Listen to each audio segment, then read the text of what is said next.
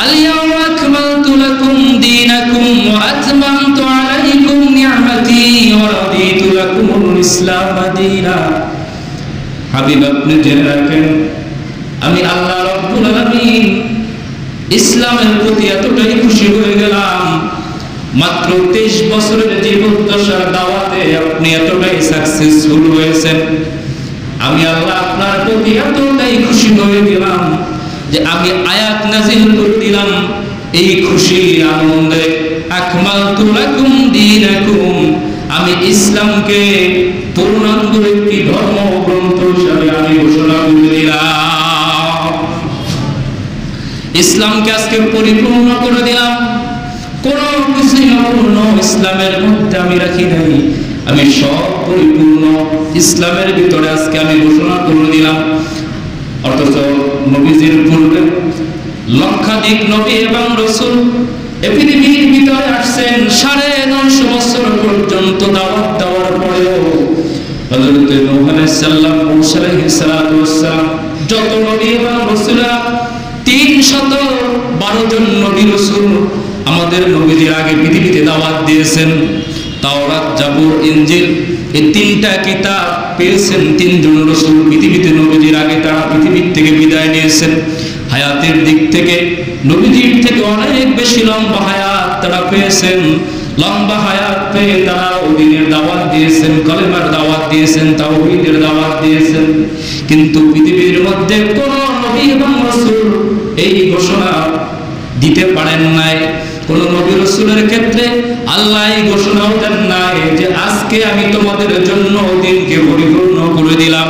কোন উম্মতের জন্য এই দাওয়াত আল্লাহ কোন নবীর ক্ষেত্রে এই ঘোষণাটা দেন নাই, কিন্তু শুধুমাত্র আমাদের নবীর ক্ষেত্রে উম্মতের জন্য আল্লাহ ঘোষণা দিলেন, আল-ইয়াওমা আকমালতু লাকুম দীনাকুম ওয়া আতমামতু আলাইকুম নি'মাতি ওয়া রাদিতু লাকুমুল ইসলাম দীনা।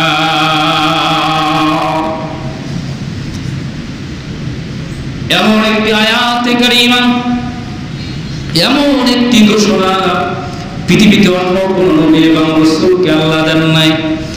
যত দাওয়াত দিয়েছেন হাজার হাজার বছর পর্যন্ত দাওয়াত দেওয়ার পরেও আল্লাহ কোন নবীকে বলেন নাই যে আপনারা দাওয়াতি কার্যক্রম পরিপূর্ণ, আপনার দ্বীন পরিপূর্ণ, এরকম ঘোষণা আল্লাহ দেন নাই। কিন্তু নবীজির ক্ষেত্রে আল্লাহ ঘোষণা দিয়ে দিলেন, আপনাকে 100 বছর দাওয়াত দেওয়ার সুযোগ আমি আল্লাহ দেই নাই, মাত্র 23 বছর দাওয়াত দেওয়ার জন্য সুযোগ আপনি পাইছেন। কিন্তু 23 বছরে এত সুন্দর ইসলামের প্রচার প্রসার আপনি করছেন যে ইতিপূর্বে কোন নবী রাসূল এইরকম প্রচার প্রসার করতে পারে নাই। আর এই প্রচার প্রসারের কারণে এতটাই ব্যাপক বিস্তৃতি ইসলাম লাভ করেছে, যে জন্যই আমি আল্লাহ ঘোষণা দিয়ে দিলাম, আমি আল্লাহ বলে দিলাম, আল-ইয়াওমা আকমালতু লাকুম দীনাকুম, আজকের থেকে ইসলাম পরিপূর্ণ। সুবহানাল্লাহ বলেন। আজকের থেকে কি? গভীরভাবে খেয়াল করেন, আল্লাহ ঘোষণা দিলেন আজকের থেকে ইসলাম পরিপূর্ণ। আমি আল্লাহ ঘোষণা দিয়ে দিলাম, কিয়ামত পর্যন্ত আর কোনো অপূর্ণতা বাকি নাই। আমি আল্লাহ ঘোষণা করলাম ইসলাম পরিপূর্ণ, আমি আল্লাহ ঘোষণা দিয়ে জানায়া দিলাম কিয়ামতের পূর্ব পর্যন্ত আর কোন নবী রাসূলের দাওয়াত দেওয়ার কোনো প্রয়োজন নাই, আর কোন আসমানি গ্রন্থের কিতাবের প্রয়োজন নাই, কোন নবী রাসূল আপনার পরে আসবে না, আপনিই শেষ। সুবহানাল্লাহ বলেন। আপনার প্রতি নাযিলকৃত আসমানি কিতাবের শেষ আসমানি কিতাব, আপনি পৃথিবীর মধ্যে শেষ প্রেরিত নবী এবং রাসূল। হাবিব আমি আপনাকে জানাই দিলাম, আপনার মাধ্যমেই এই লক্ষাধিক নবীরা দাওয়াত দিয়েছেন, আপনার মাধ্যমে সেই দাওয়াতি কার্যক্রম আমি সমাপ্ত ঘোষণা করেছি। আর এই সমাপ্ত ঘোষণার মাধ্যমে আমি আল্লাহ এই ঘোষণাটাও দিয়ে দিলাম, আপনার দাওয়াতি কার্যক্রম শেষ, আর দ্বীন পরিপূর্ণ হিসেবে আমি আল্লাহ ঘোষণা করে দিলাম। অর্থাৎ আপনার পরে আর কোনো ওয়াজের কোনো দরকার নাই। সুবহানাল্লাহ বলেন না। সভাপতির মোনাজাতের পরে আর কোনো দোয়া, কোনো বক্তব্য আছে? কথা বলেন না, বুঝলেন না? আর কোনো বক্তব্য চলে? অনুষ্ঠানের যে প্রধান তারপরে কোনো বক্তব্য থাকে?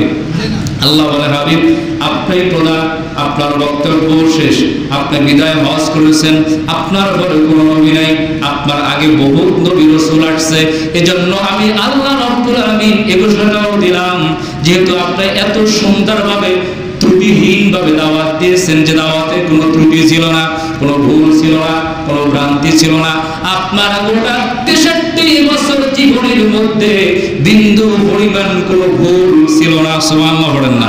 নবীজির গোটা জীবনীটাই ছিল নির্ভুল, নির্ভেজাল, খাঁটি এবং বিশুদ্ধ। সুবহানাল্লাহ বলেন। এটাই আহলে সুন্নাত ওয়াল জামাতের আকীদা। সারা জীবন 63 বছর জিন্দেগিতে নবীজি একটা ভুল তিনি করেন নাই। জোরে বলেন সুবহানাল্লাহ। কি করেন নাই? ভুল করেন নাই। ভুলভাবে দাওয়াত দিতে গিয়া নবীজি কোনো গুনাহ করেন নাই। বেগুনাহ ছিলেন, মাসুম ছিলেন, নিষ্পাপ ছিলেন। সুবহানাল্লাহ বলেন না। নির্ভেজালভাবে দাওয়াত দিয়েছেন, নির্ভুলভাবে আপনি দাওয়াত দিয়েছেন। ইসলামের জন্য মানুষকে আপনি ইসলামের দিকে ডেকেছেন। হাবিব আমার, বন্ধু আমার, আপনি শুনলেন। এই জন্য আমি আল্লাহ আপনার জন্য ঘোষণা দিয়ে দিলাম, জানিয়ে দিলাম, আল-ইয়াওমা আকমালতু লাকুম দীনাকুম। আমি আপনার উম্মতের জন্য, আমি আপনার দ্বীনের জন্য যে দ্বীনের দাওয়াত আপনি দিয়েছেন, এই দ্বীনটাকে পরিপূর্ণ হিসাবে আজকে ঘোষণা দিয়ে দিলাম। যেহেতু আপনার মাধ্যমে এই দ্বীনের দাওয়াত আজকে শেষ, আপনার মাধ্যমে দ্বীনের দাওয়াত সমাপ্ত হয়ে যাবে, আমি এজন্য দ্বীনকে আমি পরিপূর্ণ করে দিলাম। আর আপনি রাসূলের উপরে এবং যে দ্বীনের, যে ইসলামের দাওয়াত আপনি দিয়েছেন, ওয়ারাদিতু লাকুমুল ইসলাম দীনা, এবং শুধু পরিপূর্ণ করে দিয়ে আমি আল্লাহ ক্ষান্ত হই নাই, বরং আমি আল্লাহ রাব্বুল আলামিন আপনার দাওয়াতের প্রতি, আপনার যে ধর্মের দাওয়াত আপনি দিয়েছেন, এই ইসলামের প্রতিও আমি আল্লাহ রাব্বুল আলামিন খুশি হয়ে গেলাম।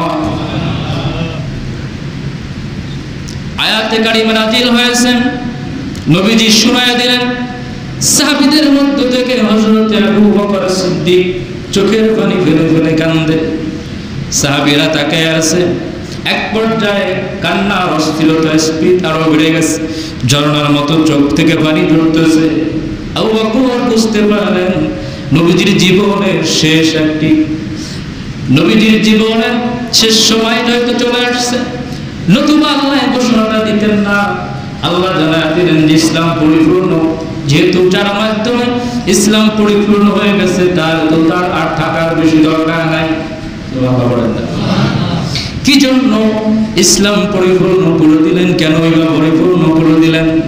আবু বকর সিদ্দিকের প্রেসারি বুঝতে পারলেন। সাহাবীরা প্রশ্ন করলেন, আবু বকর, লক্ষাধিক সাহাবীরা নবীর সামনে দাঁড়ানো, কেউ বুঝে নাই, কেউ চোখের পানি ভাবায় কান্দে না, কিন্তু কি জন্য আপনি কান্দেন?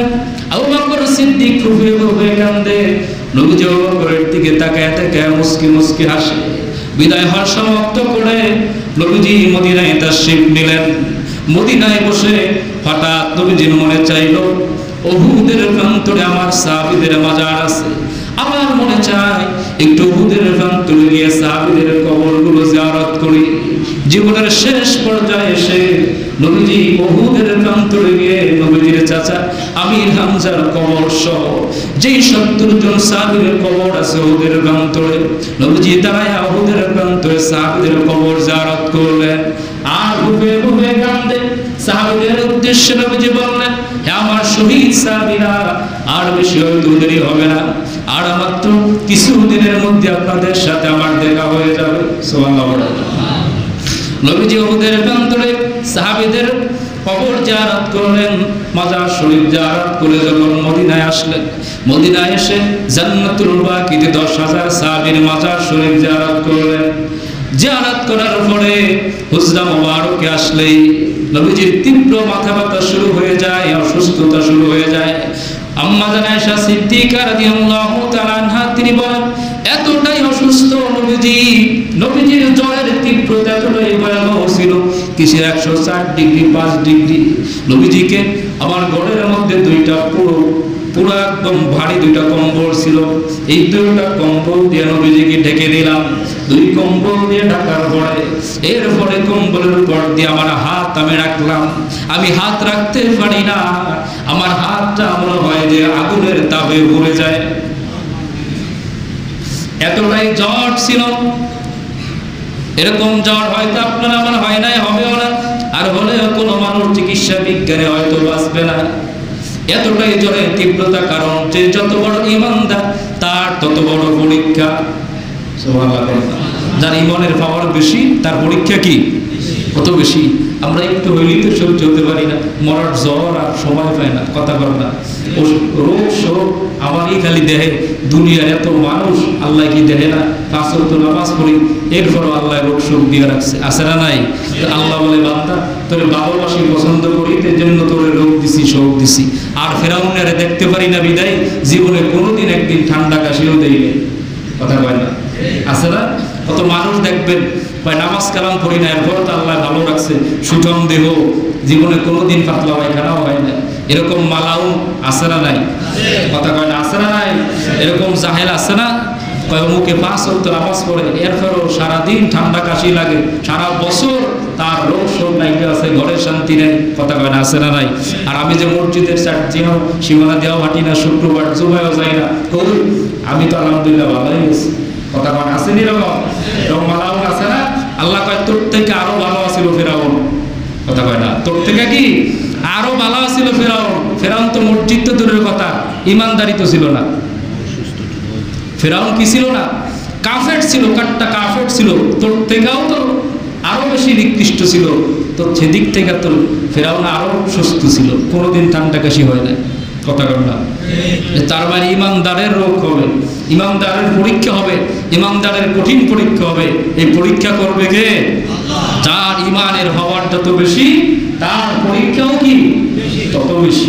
এজন্য পরীক্ষা আসবে। আর জ্বর হইল মুমিনের জন্য, রাসূল বলেন আমার উম্মতের জন্য নিয়ামত, জ্বরের মাধ্যমে গুনাহ মাফ হয়ে যায়। সুবহানাল্লাহ কন্যা। এজন্য জ্বর জারি জাগো নাই, মনে করেন না যে আমি কত ভালো আছি, আমার তো জ্বর নাই, অমুকের জ্বর, কথা কর না।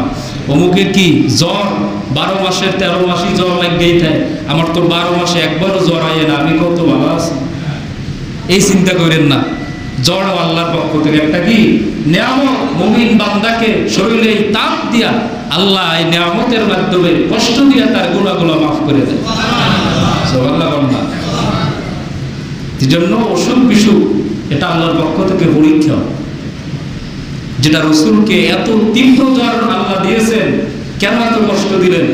যার শরীর মোবারকের মধ্যে আল্লাহ একটা মশা মাছির পর্যন্ত বসবে, এটা আল্লাহ সহ্য হয় নাই, এটা আল্লাহ বরদাস্ত করেন নাই, বিদায় সমস্ত মাখলুকাতকে নিষেধ করে দিয়েছে। একটা ছোট্ট ইদানি পোকা পর্যন্ত আমাদের শরীরে কত পোকা বসে না, কথা বলেন না? ছোট একটা ইদানি পোকা পর্যন্ত যেন বসতে না পারে আল্লাহ নিষেধ করে দিয়েছে। সেই শরীরটাকে এত কষ্ট দেওয়ার কারণটা কি? নবী রাহমাতুল লিল আলামিন জ্বরের তীব্রতা এতটাই বেশি, সিদ্দিক আকবর আবু বকর সিদ্দিক রাদিয়াল্লাহু তাআলা আনহু তাকে খবর দেওয়া হলো। নবীজি তাকে খবর দিলেন। উম্মাতুল মুমিন আয়েশা সিদ্দিক রাদিয়াল্লাহু তাআলা আনহাকে বললেন, আয়েশা আপনার বাবাকে আপনি ডাকেন, আবু বকর সিদ্দিকের সাথে আমার কথা আছে। হুজরা মুবারকের কাছে আসলেন। আয়েশা সিদ্দিক রাদিয়াল্লাহু তাআলা আনহাকে নবীজি বললেন, আয়েশা এমন অবস্থা হয়ে গেছে, এই দাঁড়ানোর মতো শক্তি শরীরের মধ্যে আমার নাই, আমি দাঁড়াতে পারবো না, পুরো শরীরটা আমার জ্বরে ভরে যাইতেছে। 2টা কম্বল দেওয়ার পরে উপরের তাপ আয়েশা রাদিয়াল্লাহু তাআলা আনহা বলে সহ্য হওয়ার মতো না। এমন তাপ, এমন কষ্ট, 2 চক্ষু থেকে নবীজি নজর বেগে পানি চড়তেছে, পানি পড়তেছে, পানি পড়ে চক্ষু থেকে পানি পড়ে পড়ে লাখ কম্বলগুলো ভিজে যায়।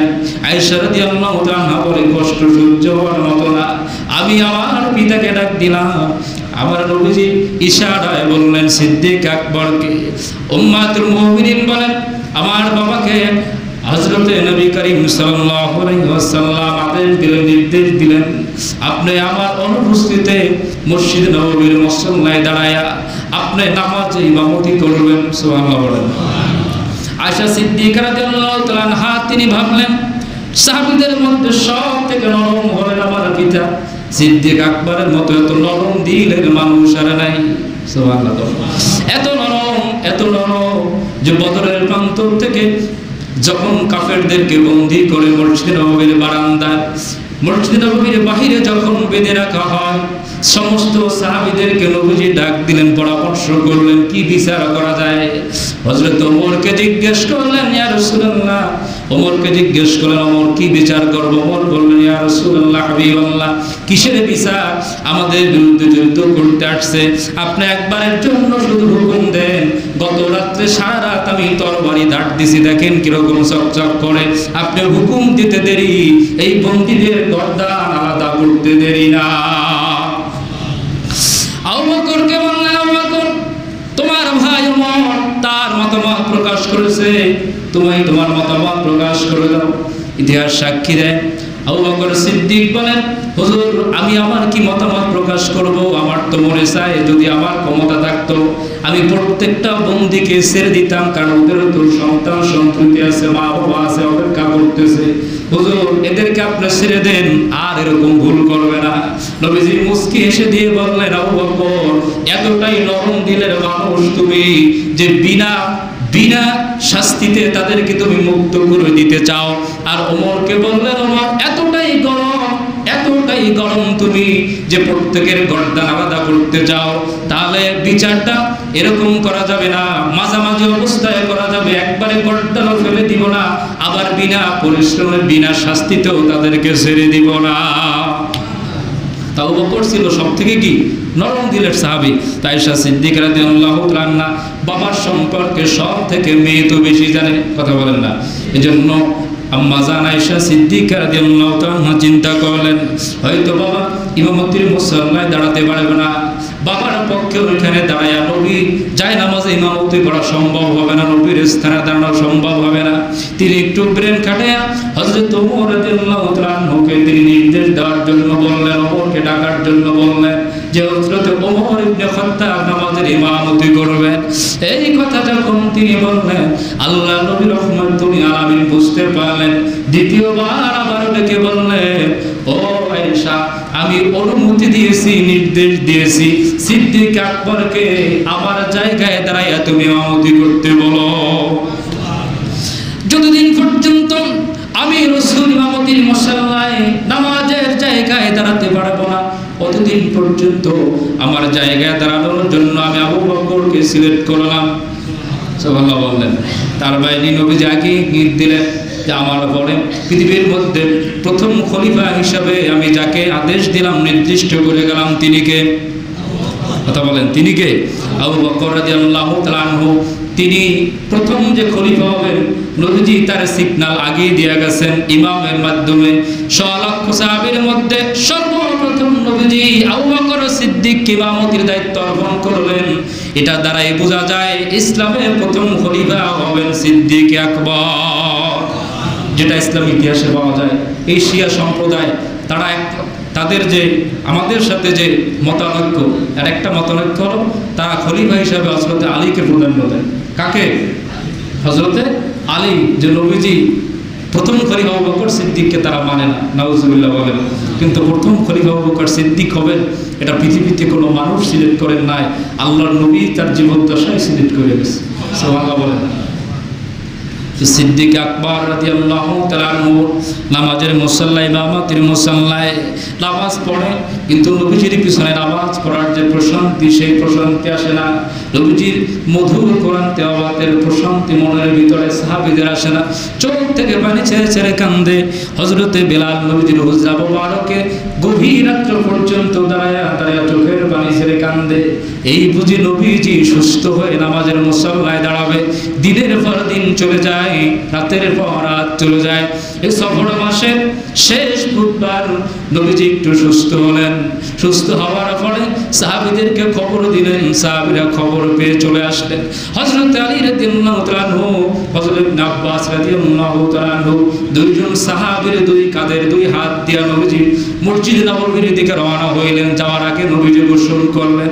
গোসল করার পরে আম্মা জান আয়েশা সিদ্দিকা রাদিয়াল্লাহু তাআলা আনহাকে ডেকে বললেন, আমার দীর্ঘদিন পর্যন্ত খাবার বন্ধ, আহার নিদ্রা বন্ধ, গোসল পর্যন্ত করতে পারি না, আজকে শরীরটা সুস্থ, আমার হাসান আর হোসেনকে একটু ডাক দেন। আমার খাতুনে জান্নাত ফাতিমাতুজ জোহরা রাদিয়াল্লাহু তাআলা আনহাকে তিনি ডাকলেন। একসাথে নবীজি নাস্তা করলেন। নাস্তা করার পরে নামাজের সময় হলো, নবীজি মসজিদ নববীতে চলে গেলেন।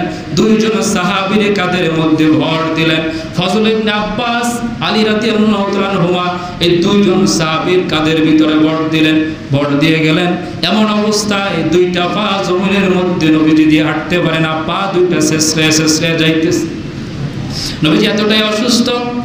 মসজিদে নববীর মেম্বারে যখন নবীজি গিয়ে বসলেন, দীর্ঘদিন পর্যন্ত সাহাবীরা নবীজিকে দেখে না, আবেগ আপ্লুত অবস্থায় চোখের পানি ছেড়ে ছেড়ে কান্দে।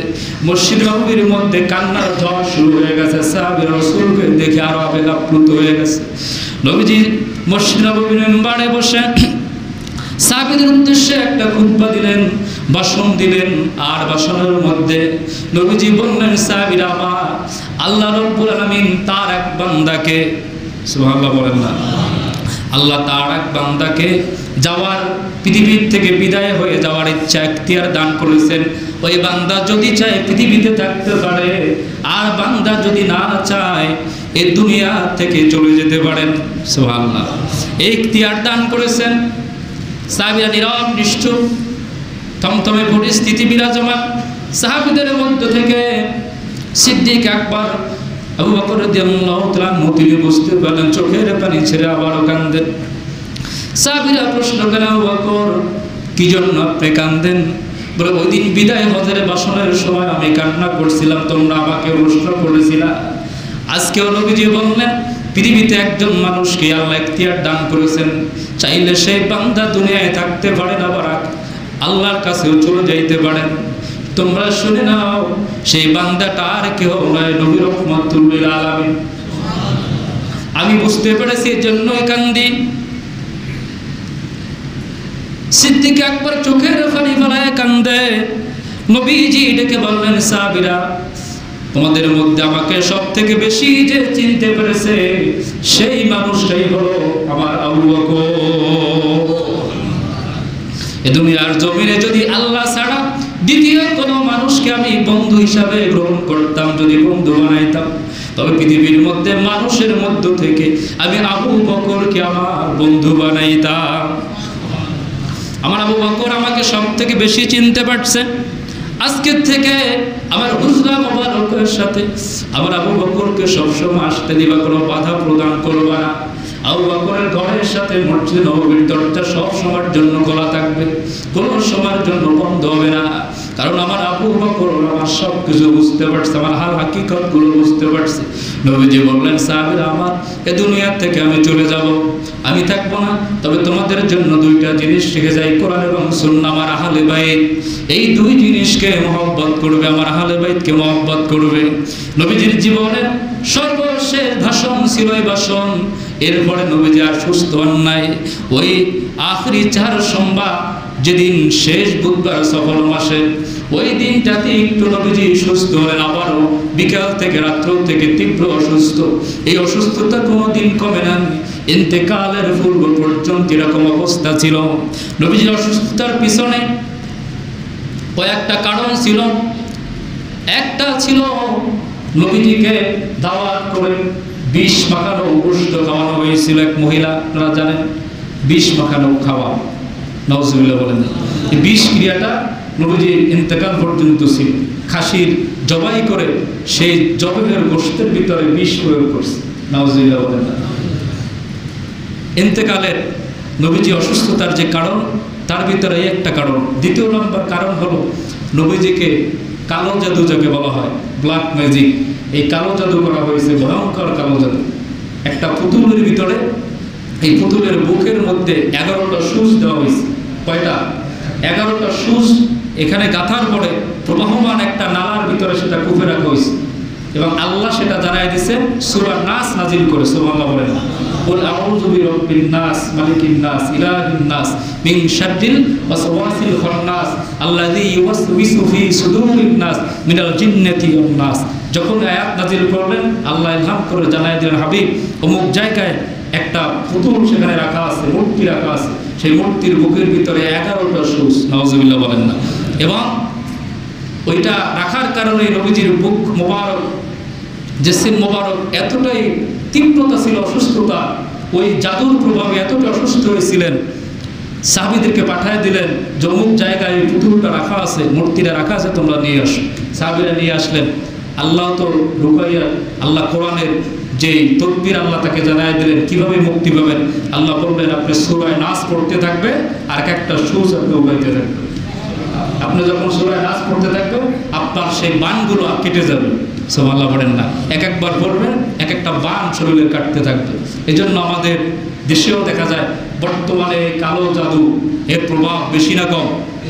অনেকে বিশ্বাস করে না, বিশেষ করে আধুনিক সায়েন্স ডাক্তার যারা আসারা নাই, আপনারা দেখবেন জিনে ধরা রোগী যাদেরকে একেবারে দুষ্ট জিন আচরণ করে, জিনের তীব্রতা যাদের সাথে, ভয়ঙ্কর জিন এফেক্ট করে, যখন এরকম একটা রোগী, আল্লাহু আকবার, আমি এরকম চিন্তা করি যে সমস্ত চিকিৎসা বিজ্ঞান, আপনি এটা চিকিৎসা বিজ্ঞান দিয়ে কেমন পর্যন্ত জাস্টিফাই করতে পারবেন না। জিন জাতি কি দেখা যায়? ফেরেশতা দেখা যায়? তো চিকিৎসা বিজ্ঞান যদি দেখা না যায় সেটা কিভাবে বিশ্বাস করবেন? তারা তো পরীক্ষা নিরীক্ষায় বিশ্বাসী, কথা বলেন না, পরীক্ষা রিপোর্টে আসলে আছে, নাইলে নাই। হাজারো বার জিনে ধরা রোগীর সারা শরীরটাও যদি আপনি পরীক্ষা করেন, হাজারো বার কালো জাদু করা, ব্ল্যাক ম্যাজিক যদি করা হয়, আপনি পরীক্ষা করেন, কোনো কিছু ধরা পড়বে না, কথা বলেন না। যেখানে আল্লাহ রসুল পর্যন্ত মুক্তি পান না এই জাদু থেকে, নবীজির আমল আমাদের থেকে কম না বেশি? সারা পৃথিবীর যত নবী রসুল আছে, আদম আলাইহিস সালাম থেকে শুরু করে কিয়ামত পর্যন্ত যত মানুষ আসবে, সবার আমল একদিকে, রসুলের আমল যদি একদিকে দেওয়া হয়, কার পাল্লা বাড়ি হবে? কথা বলেন, কার পাল্লা বাড়ি হবে? নবীজির পাল্লা বাড়ি হবে। সেই রসুল কিন্তু এই কালো জাদুর থেকে রক্ষা পায় না, পাইছে? জাদুর থেকে রক্ষা পাইছে? পান নাই। এই বিষ ক্রিয়ার থেকে রক্ষা পান নাই, বরং ইন্তেকালের আগ পর্যন্ত এই ক্রিয়া ছিল। এই জন্য এটা সত্য, জিন জাতি আছে, এটা কি সত্য, মানুষের ক্ষতি করে কুফরি কালাম দিয়ে, এই কালো জাদু এটাও কি সত্য। এই জন্য আল্লাহ রসুল শিক্ষা দিয়েছেন উম্মত, সূরা ফালাক, সূরা নাস, সূরা ইখলাস, সূরা কাফিরুন, কয়টা সূরা? 30 পারার আমরা 4 কুল বলি না, কথা বলেন না, সহজে বুঝতে কয় কুল বলি? 4 কুল। এই 4 কুল ঘুমানোর আগে সকাল সন্ধ্যা আমল করবেন। যদি আমল করা হয়, কন্টিনিউ আমল করতে পারেন, দুষ্ট জিন থেকে, খারাপ জিন থেকে, খন্নাস থেকে, ইবলিস শয়তান থেকে, এরপরে এই কঠিন ব্ল্যাক ম্যাজিক জাদু থেকে আল্লাহ আপনাকে মুক্ত করবেন। নবীজি আমল শিক্ষা দিয়ে গেছেন, নিজে আমল করতেন। যতদিন এই জাদুর প্রভাব ছিল, আয়াত যেদিন নাজিল হয় ওদিন থেকে নবীজি আমল শুরু করেন। সুবহানাল্লাহ বলেন। আল্লাহ আমাদেরকে হেফাজত করুন, জোরে বলেন আমিন। আল্লাহ রাব্বুল আলামিন আমাদেরকে দুষ্ট জিন থেকে, কালো জাদু থেকে, দুনিয়ার বিপদ আপদ থেকে হেফাজত করুন, সকলে পড়ে আমিন। যারা কাবলা জমা আদায় করি নাই, 4 রাকাত কাবলা জমা আদায় করে নিন।